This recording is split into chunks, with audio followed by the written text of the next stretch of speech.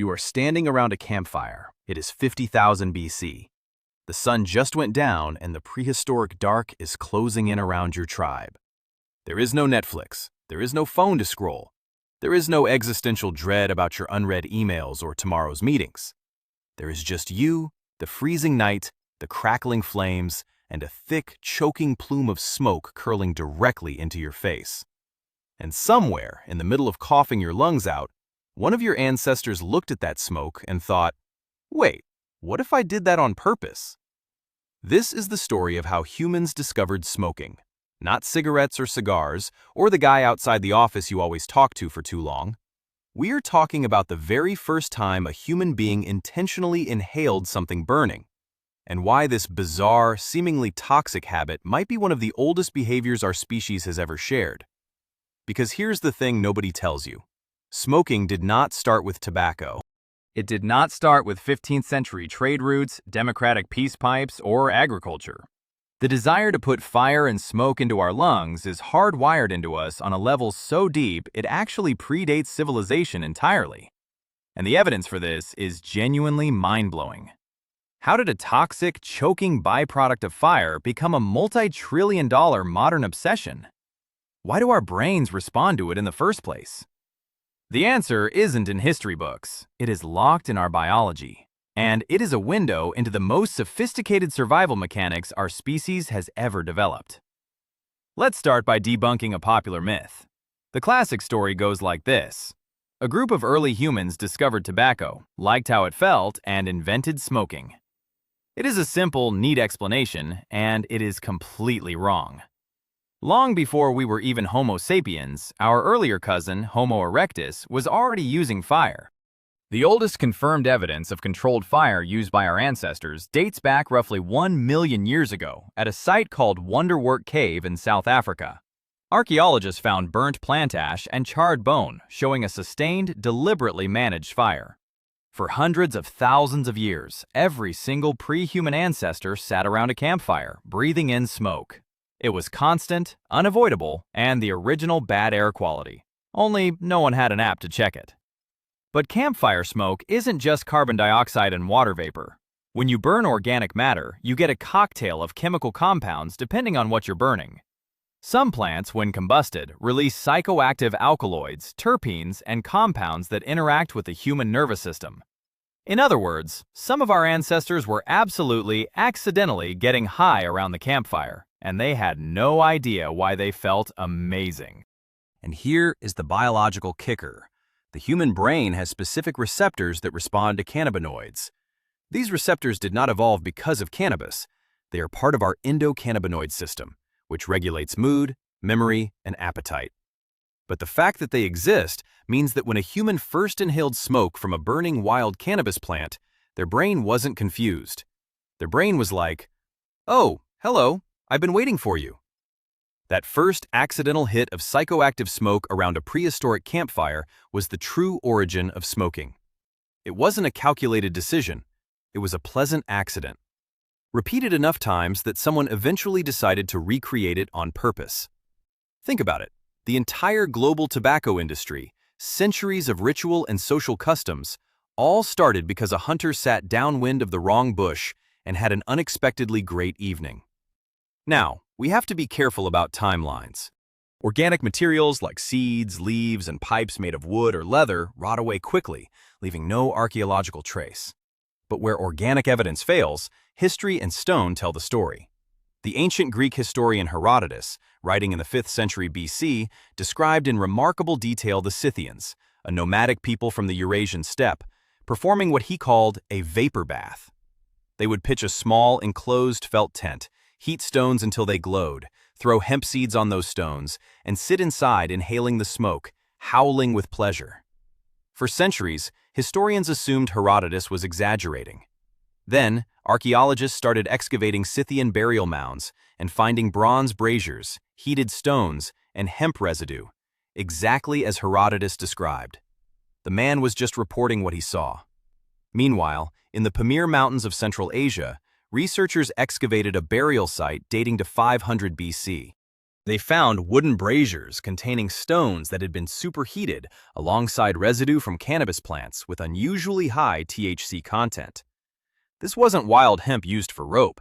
This was the good stuff, and it was placed directly in a ritual burial context. On the other side of the world, in the Americas, another plant was taking over, tobacco, from the genus Nicotiana. Archaeological evidence of tobacco, specifically nicotine residues in ancient stone pipes, has been found dating back to at least 3,500 years ago in the southeastern United States, and cultivation likely goes back 10,000 years in the Amazon basin. But for indigenous Americans, tobacco was not a casual recreational habit. It was sacred. A shaman smoking tobacco wasn't taking a cigarette break. He was opening a channel to the spirit world. The smoke itself was considered a living carrier, a messenger that traveled between worlds, carrying prayers upward and bringing visions downward.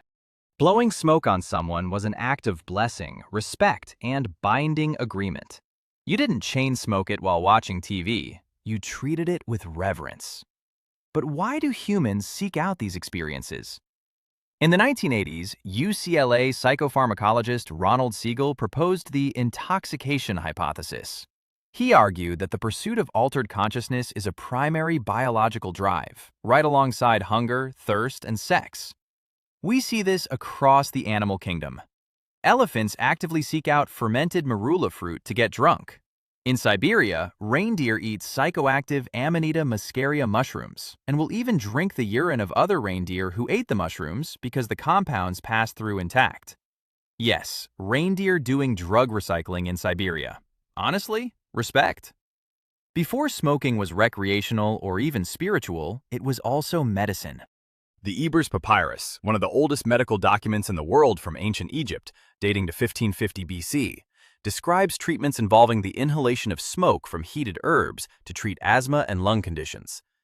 While inhaling smoke to cure lungs sounds insane to us, the herbs they used, like henbane, contained active atropine-like compounds that actually dilated the airways.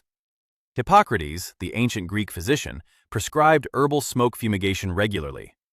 In ancient India, Ayurvedic texts detailed dhumapana, literally smoke drinking, using complex pipes filled with medicinal blends of turmeric, ghee, and resin.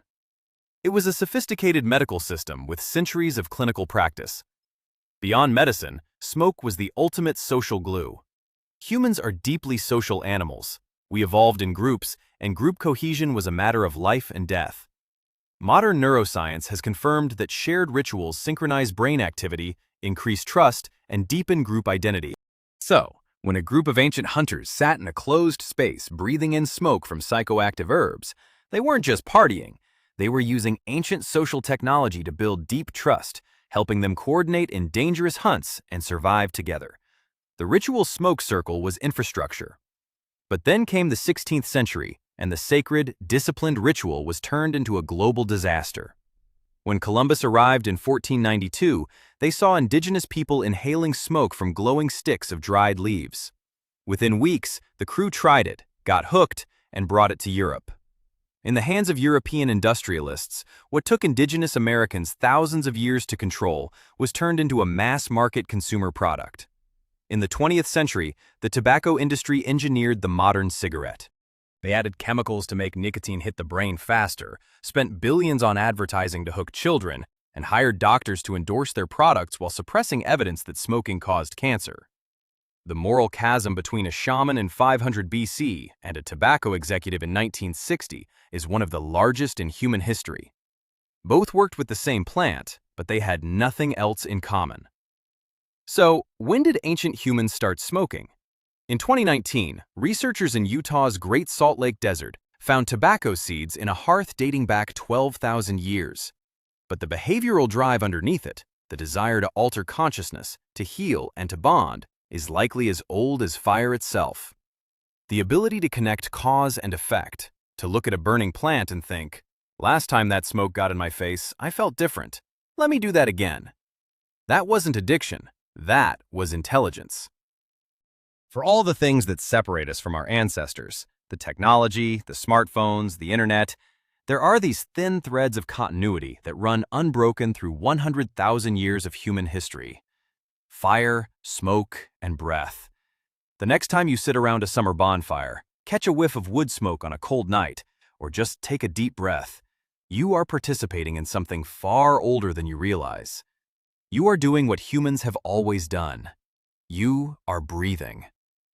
What do you think? Was our ancestors' first puff a stroke of prehistoric genius or the start of our worst habit? Let me know in the comments below. And don't forget to subscribe to Why We Do to uncover the secret code of human nature.